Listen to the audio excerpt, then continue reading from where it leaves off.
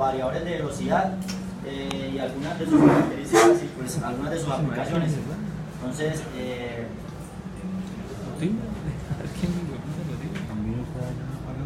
primero pues hablaremos sobre una breve definición. ¿Qué es un variador de velocidad?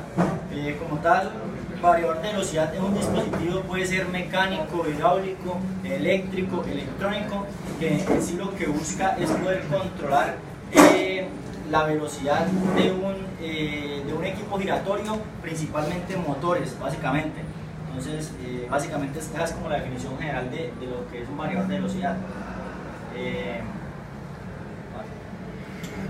El funcionamiento de un variador de velocidad electrónico. Ya como tal, internamente un variador de velocidad, pues este es como el esquema característico. Entonces básicamente el variador de velocidad, primero debemos dar una potencia de entrada. Los variadores de velocidad normalmente los encontramos de alimentación trifásica, ya sea 220 voltios, 440, inclusive encontramos pues, en el mercado equipos que son alimentados a 110. Entonces ellos ingresan a alimentación trifásica y pasa por un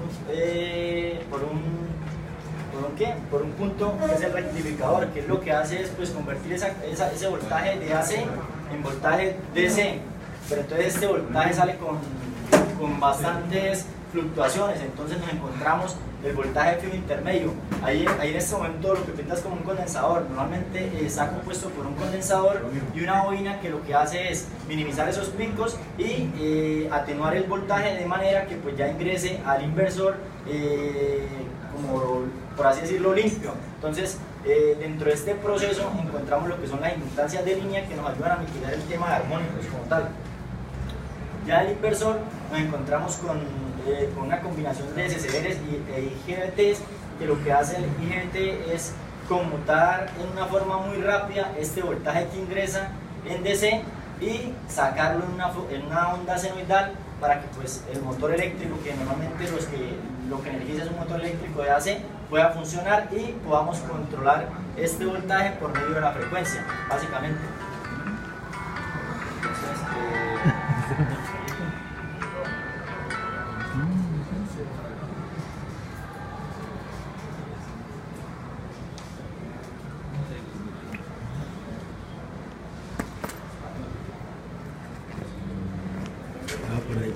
bueno, básicamente este es el esquema característico ya en físico de una tarjeta de potencia, un variador de velocidad de una potencia pequeña, como el que tenemos acá, que ahorita les voy a mostrar, de 2 caballos. Normalmente en esta placa que ustedes observan de aluminio, internamente se encuentra la composición del puente rectificador con la parte del inversor. Se encuentran pues ahí como tal conjuntas para evitar para reducir espacio. Aparte encontramos estos 2 condensadores grandes que son los condensadores del bus DC. Ese bus DC es el que le permite a los IGBTs coger ese voltaje y conmutarlo para generar la señal de salida para el motor como tal.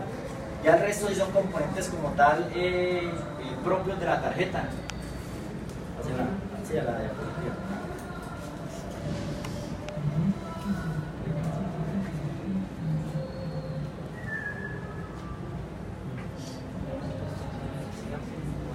Bueno, ya la estructura de un variador de velocidad. Entonces, en general un variador lo podemos definir, variador de velocidad electrónico, lo podemos clasificar en 2 partes, la parte de control y la parte de potencia. Entonces la parte de control, que es como el cerebro del equipo, ella es la encargada de recibir todo el tema de señales. Voy a pasarles una tarjeta para que pues, la conozcan. Esta es como tal la tarjeta de control de un equipo, un variador de velocidad marca Danfoss. Ella como tal es un microprocesador que lo que hace es recibir todas las órdenes de los ajustes, parámetros que le ingresa como tal la persona, ¿sí? Entonces todo lo que tiene que ver con ajustes, tratamientos de información, memoria, protecciones, configuración de relés, interfaz, que son tipos de comunicación que le podemos ingresar al variador, que si queremos manejar un lazo cerrado y manejarlo con algún tipo de comunicación Profibus, Ethernet o manejar RS485, en fin, cualquier tipo de configuración de comunicación podemos manejarlos con estos variadores. Entonces, él lo que hace es tomar toda esta información y ya remitirlo como tal al módulo de potencia, que el módulo de potencia lo que hace simplemente es conmutar y enviar ya esta información que le envíe como tal el microprocesador, dependiendo de la referencia que le hayamos configurado, dependiendo de el voltaje, en fin, cualquier límite que le hayamos puesto, como tal lo que hace es reflejar esto en el módulo de potencia. Entonces, como tal, pues le voy a pasar ahí un equipo, le voy a ir, pues de lo que compone como tal ya el variador en sí. Lastimosamente pues no pude destaparlo, pero pues ahí podrán de pronto visualizar qué hace la placa característica, que es algo muy importante, que es donde pues va toda la información del equipo, en este caso en la parte superior. Eso es algo muy importante pues en la industria. O sea, para el momento de ustedes ya como ingenieros seleccionar un equipo de variación, ustedes deben tener en cuenta varias características. Primero, lo básico, el voltaje que estamos manejando, la corriente que estamos manejando y la potencia que vamos a manejar como tal. Entonces debemos coger el motor, tomar los datos del motor, los nominales, y con eso seleccionar el equipo. Aparte debemos tener en cuenta el tipo de aplicación que se va a manejar, porque es muy diferente seleccionar un equipo para una banda transportadora que utilizarlo para un martillo, para un molino de martillo. Entonces tenemos que revisar que si es par constante, par variable, que si, qué tipo de carga va a manejar, en fin. También hay equipos que manejan unos módulos que se llaman módulos de regeneración. ¿Esto qué es? Esto es aplicaciones en las que la carga es tan pesada que el equipo puede parar el proceso en seco. Entonces, al hacer esto, lo que hace el eje es devolver con una corriente al equipo. Entonces, este módulo de regeneración lo que hace es coger esa corriente y designársela a una resistencia de frenado, que lo que hace es coger esa corriente y disiparla en forma de calor, ¿sí? Entonces también hay que tener en cuenta todo este tipo de características de los procesos para poder seleccionar correctamente un equipo como tal.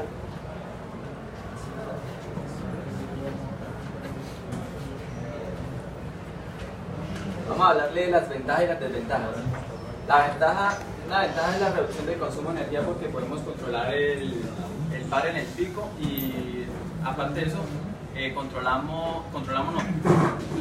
mejoramos la vida útil, o hacemos que el motor dure un poco más o dure lo que tenga que durar, por lo que estamos controlando los arranques y las paradas con una rampa de aceleración y desaceleración. Mejoramiento de la rentabilidad y productividad en los procesos. ¿Eso qué quiere decir? Que podemos variarle la velocidad a la producción sin afectar, sin llegar a pasar la velocidad nominal del mismo motor.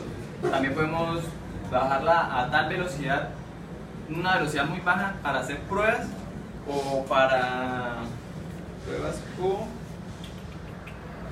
o ajustes.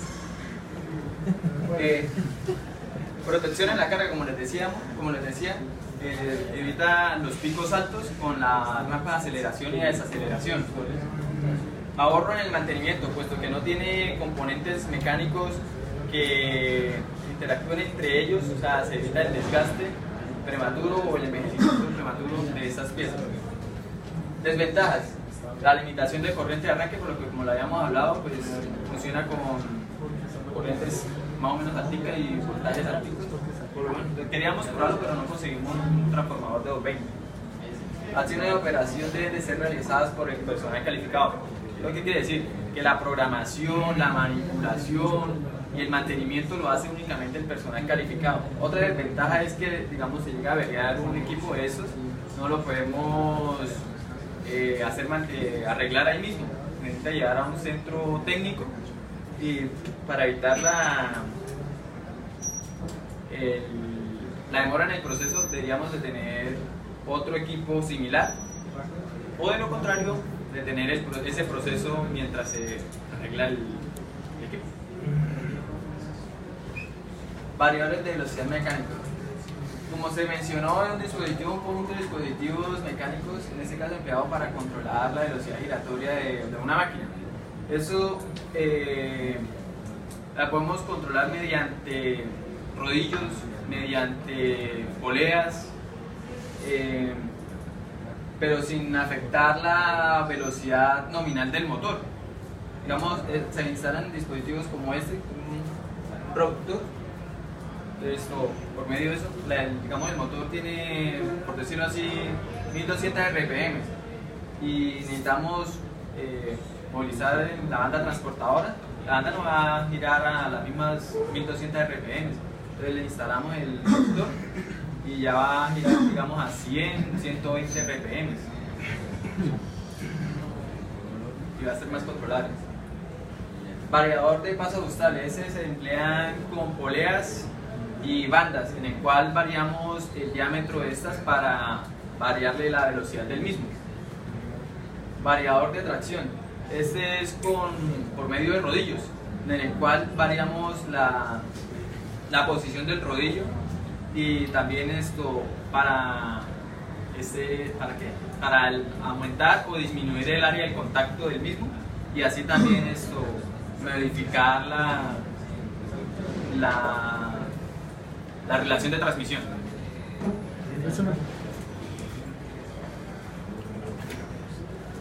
Variadores de velocidad hidráulicos.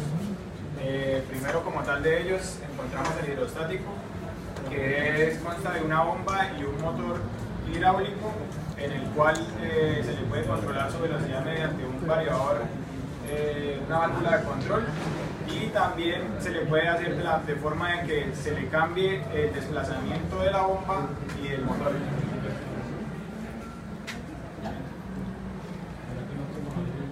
El hidroviscoso consta de discos conectados en el eje X como tal, en donde están conectados físicamente pero no mecánicamente con los de salida, que son con uno o más discos conectados en la salida del eje. El variador hidrodinámico. Este contiene aceite hidráulico en donde puede transmitir un par mecánico hacia el impulsor, que es la entrada, y que este se define como de velocidad constante hacia un rotor de salida, que es el de velocidad variable.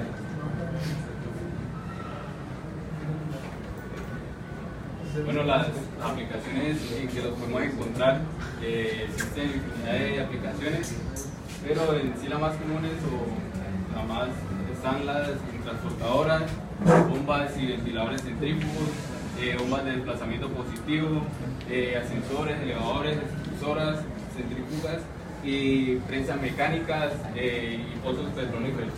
En transportadoras lo que hacen es regular la velocidad, ajustar la velocidad para cuando es transporte de, por ejemplo, una embotelladora, para arranques suaves, para que los productos no se caigan. En bombas y ventiladores centrífugos lo que hace es controlar el caudal y la velocidad.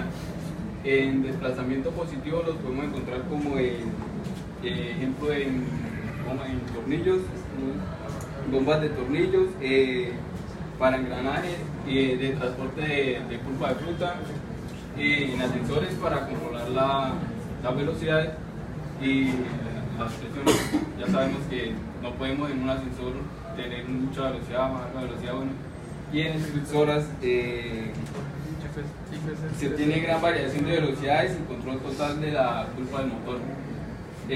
Por ejemplo, en centrífugas tenemos también que se consigue un arranque evitando los picos de corriente y velocidades de resonancia.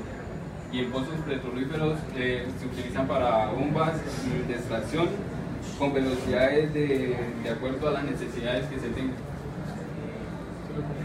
Bueno, y también tenemos en aplicaciones industriales, como dijo el compañero anteriormente, necesitamos saber qué tipo de carga vamos a utilizar, cuál es la aplicación que necesitamos, y en aplicaciones industriales tenemos tres, que es carga de par constante. En este tipo de carga el motivo principal para la aplicación de variadores, la velocidad de optimización del proceso, para rara vez hay ahorro de energía. Bueno, en esta se utiliza también en variadores para optimizar el proceso, para el ahorro de energía. Rara vez hay ahorro de energía porque necesita mucha carga, bueno, mucha potencia. Se necesita potencia para hacer el desarrollo de esta carga constante. Carga de par variable. En este tipo de carga se encuentran comúnmente las aplicaciones de flujo variable, como en ventiladores, en bombas centrífugas, agitadores, compresores axiales. Y la última, que es carga de potencia constante, en esta carga es donde no importa la velocidad que esté girando el motor, para demandar la potencia máxima, pues así lo exige la carga. Se encuentra básicamente máquinas y herramientas como dominadoras, troqueladoras, dobladoras, bombas centrífugas de alta inercia.